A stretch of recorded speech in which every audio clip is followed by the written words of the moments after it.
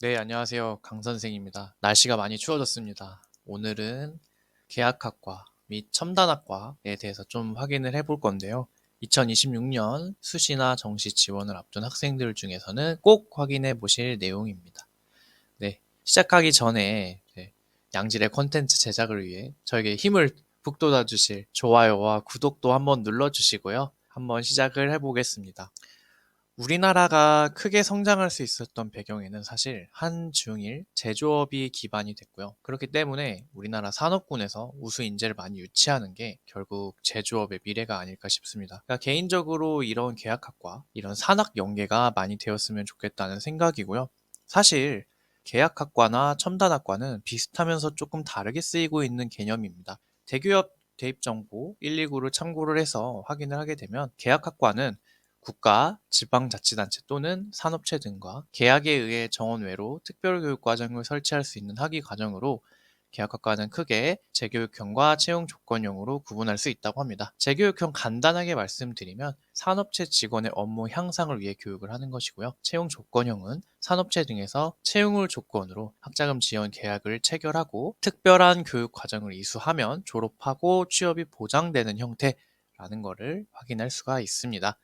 제가 이해하기로는 결국 산업의 수요를 위해 인재를 육성한다라는 큰 맥락이 동일하고요. 어떤 산업군으로 진출하냐에 따라 달라질 것이고요. 가야 하는 대학 혹은 학과 입학할 수 있는 성적도 좀 달라지겠죠. 그리고 지금 준비하실 수 있는 것들이 달라질 것입니다. 일단은 채용 조건형 계약학과 먼저 확인해 볼게요. 군 인력을 제외한 일반 인력을 뽑는 유형은 두 가지가 존재하는데 군 인력관에서는 사관학교 시즌에 맞춰서 다시 업로드를 해드리겠습니다. 네, 첫 번째 조기취업형 계약학과인데요. 말 그대로 조기취업입니다. 크게 두 가지 특징이 있어요. 3년 교육과정을 통해서 학사학위를 받고 2학년부터는 기업체에 근무하면서 학점을 인정받는다. 모집 시기는 대부분 수시에서 학생부 위주 종합전형으로 실시를 하고요. 정시에서는 수시에서 미충원된 2월 인원을 선발하고 있습니다.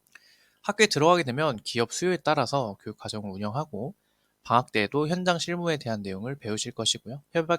협약한 기업에 근무하는 2학년에서 3학년 생활을 보내시게 됩니다. 결국 야간이나 주말에 수업이 진행이 되는 게 필수적이고요. 희망사다리 장학금을 통해서 정부에서의 장학금이 지급되고 1학년의 학비에는 없습니다. 그리고 2, 3학년부터 지방자치단체와 해당 기업에서 50% 정도 학비를 부담을 해주면서 나머지만 본인이 내면 됩니다. 졸업 이후에는 대졸자 신분으로 재계약이 이루어지고요. 하지만 학과 입학 이후에 기업과 계약을 하는 것이기 때문에 같은 학과를 입학해도 다른 기업에 들어갈 수 있다라는 것이죠. 이게 사바사가 적용된다는 포인트입니다. 어디 학교가 뽑냐면요. 가천대, 한국공학대, 한양대 에리카, 순천향대, 경일대, 동의대, 전남대 등이 참여하고 있습니다. 내신은 3점대 수준에서 6점대 학생들이 다양하게 들어가고 있어요. 어떤 회사에 들어가느냐라고 또 궁금하실 수 있기 때문에 마찬가지로 확인을 해보겠습니다. 일단은 가천대 먼저 보여드리고 그 다음에 한양대 에리카 같이 보도록 하겠습니다. 대부분 중소, 중견기업 위주로 구성이 되어 있고요.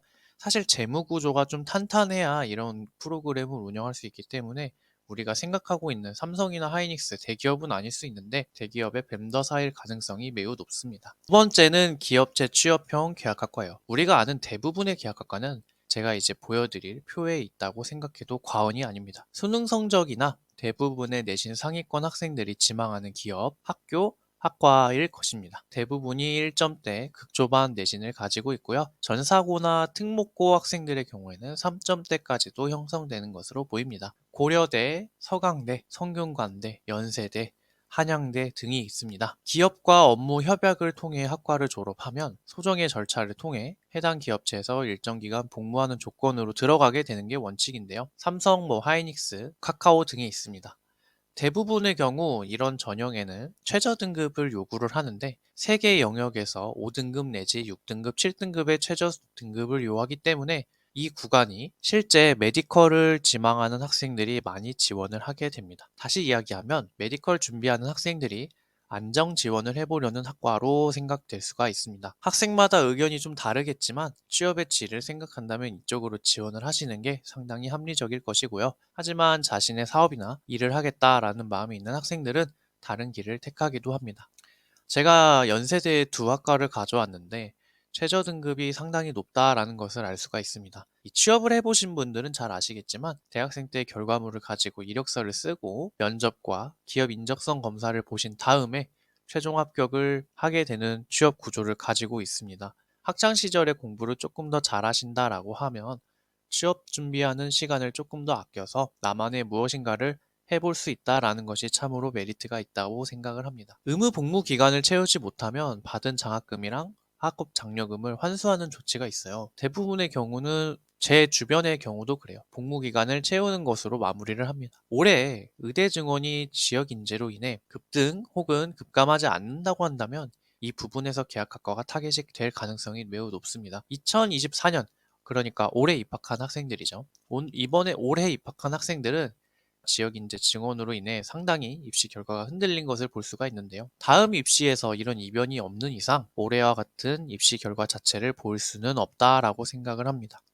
학생들의 선호 순서가 어떻게 될지는 좀 지켜봐야겠는데요. 수도권 메디컬, 지역인재 메디컬, 그 다음 계약학과, 그 다음에 스카이, 최상위 인문 계열이 입시 결과 순서입니다. 올해는 어떻게 될지 살펴봐야겠네요. 자, 이제 첨단학과에 대해서 말씀을 좀 드릴게요. 우리나라가 굴뚝 산업이 지금 중국에 많이 밀리고 있습니다. 사람이 고부가 가치를 창출하는 첨단 산업의 경우에는 정부에서 이제 밀어주기 위해서 생성한 학과들인데요. 아까 말씀드린 계약학과와 같이 이런 수요 맞춤형 공급은 아니고 장차 생겨날 혹은 유망한 산업군이다 라고 생각해 주시는 게 맞겠습니다. 학생들이 말하는 취업 잘 되는 학과가 될 가능성이 높다라는 것입니다.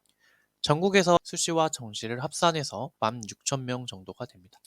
기존에 있던 커리큘럼들을 수정을 해서 학과명을 바꾸는 학과도 있고 교수진을 새로 유치하는 학과, 완전히 새로 만드는 학과는 별로 찾아보기가 어렵습니다. 그래서 커리큘럼을 하나씩 보게 되면 세상에 없던 학과가 새로 생겼는가? 라는 물음에는 그렇다라고 하기가 어렵습니다. 입시 결과상에서는 당연히 기존 학과보다는 상위에 랭크될 가능성이 매우 높습니다. 이 학과가 새로 생겼다고 해서 이 학과에 대한 직접적인 내용이 있어야 학생부 종합전형을 쓸 수 있다 라는 것은 아닌데 실제로 기계공학을 준비했던 학생들도 반도체 설계나 첨단 소재, 인공지능 등등 관련 학과 모두 지원이 가능합니다. 그렇기 때문에 가장 중요한 것은 내신 성적의 확보라는 것을 다시 한번 주지해 주시면 좋겠습니다. 네, 오늘 어떠셨나요? 계약학과와 첨단학과. 사실 많이 혼용되는 개념입니다. 하지만 입시를 하실 때는 어떤 학과에 어떤 특성이 있는지 또 이런 계약학과의 경우에는 실제로 학과에 들어간 이상 취업이 어느 정도 보장이 되는 학과이기 때문에 선택을 조금 운신의 폭이 오히려 좁아지는 결과를 낳을 수도 있습니다. 그래서 학생들이 혹은 학부모님들이 지원을 해주실 때는 이런 부분 반드시 파악을 해주시는 게 좋겠습니다. 네, 오늘 영상도 봐주셔서 감사하고요. 저는 또 다음에 알찬 영상으로 다시 찾아뵙겠습니다. 감사합니다. 잘 들으셨다면 좋아요와 구독 부탁드릴게요.